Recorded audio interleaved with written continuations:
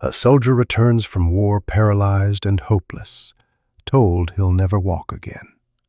But in the healing waters of Lourdes, after 9 immersions, not 1, not 2, but 9, something extraordinary happens. His story isn't just about a miracle. It's about not giving up too soon. Sometimes the answer comes only after the next try. He had been a strong man once, a Royal Navy gunner who faced the thunder of the First World War. But when the guns fell silent, John Traynor returned home broken. Shellfire had torn through his body. His right arm hung useless. His legs refused to move. His hands trembled violently from epilepsy. Doctors examined him one after another and gave their verdict: "You will never walk again." Years passed. The man who once marched and fought could now barely feed himself. Yet deep within him, a stubborn spark refused to die. A whisper that said, "Try again." Then, whispers reached him of a faraway place called Lourdes, a shrine in southern France where the sick were said to find healing.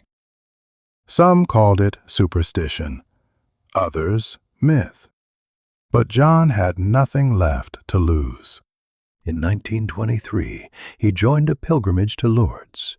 The journey was long, difficult, and nearly impossible for a man in his condition. Fellow travelers lifted him, carried him, fed him. When they arrived, John saw thousands, the sick, the blind, the crippled, each hoping for a touch of heaven. Some prayed, some wept, some left unchanged. Each day, John was taken to the baths, where pilgrims were immersed in the icy spring water that flowed from the grotto where the Virgin Mary was said to have appeared. The first immersion? Nothing. The second? Nothing. The third, fourth, fifth, still nothing. Anyone else might have stopped there, certain that heaven had gone silent.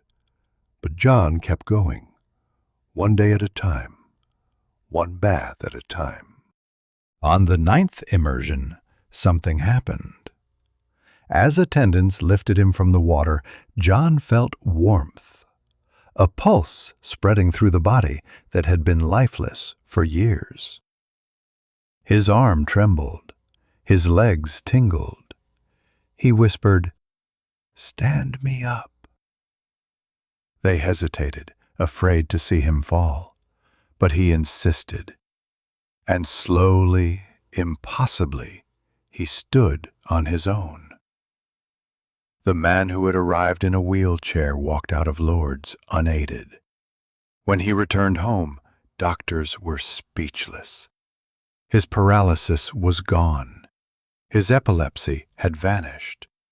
Reports were written, investigations launched, skeptics scoffed. But no one could explain what had happened.